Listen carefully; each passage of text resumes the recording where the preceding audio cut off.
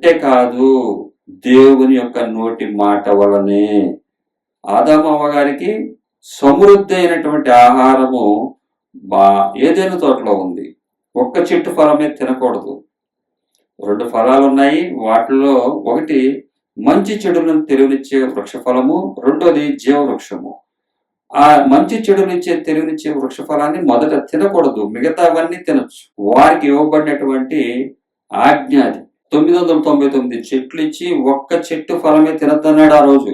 కానీ ఈ రోజు మనకు తెలియపరుస్తుంది ఇక్కడ వాక్యం ఏంటంటే 999 చెట్లు ఫలాలు తినమాకండి, ఒక్క చెట్టు ఫలాన్ని అందరూ షేర్ చేసుకోండి. ఇది ఆత్మను రక్షించుకోవడానికి దేవుడు ఏర్పాటు చేసినటువంటి సిస్టమ్ ఇది.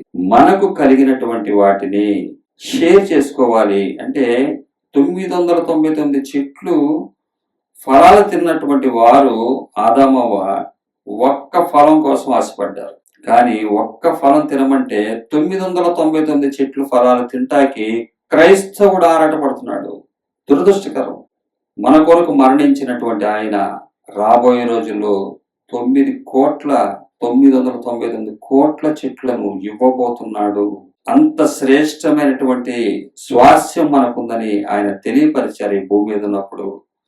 కాబట్టి అక్షయమైనటువంటి ఆహారం కొరకు కష్టపడండి, క్షయమైపోయే ఆహారం కొరకు కష్టపడద్దు అని యోహాను సువార్త 6:27 చెప్పబడుతుంది. ఇక్కడ అపవాది ఏమంటుందంటే రాళ్లను రొట్టెలుగా చేసుకుని బ్రతుకు అంటుంది. ఆయన అంటున్నాడు, మనుషుడు రొట్టె వలన మాత్రమే కాదు కానీ దేవుని నోట నుండి వచ్చే ప్రతి మాట వలన జీవించింది. ఈరోజు మనం జీవిస్తున్నామంటే ఆయన నోటి మాట వలనే. కానీ చాలా మంది జీవిస్తున్నారంటే అనేక తరాలకు దాచినటువంటి సంపద వలనే అని వారు నోటితో చెప్పకనే చెబుతున్నారు. వారికి కలిగి ఉన్నటువంటి ఆస్తులను బట్టి.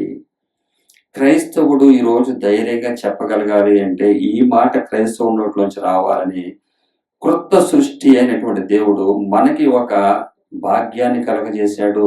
తండ్రి అయిన దేవుడు పాత సృష్టి చేశాడు. ఆ పాత సృష్టిని మనిషి తప్పినప్పుడు క్రొత్త సృష్టిగా వచ్చినటువంటి యేసుక్రీస్తు వారు దాన్ని చేసి చూపిస్తున్నాడు. ఇప్పుడు ఆయన పిల్లలుగా మనం కూడా చేయాలి. దేవుడు ఎంత కనికరమైనటువంటి వాడో, ఎంత కృపగలవాడో, ఎంత సత్యవంతుడో మనకి దేవుని వాక్యం తెలియజేస్తుంది.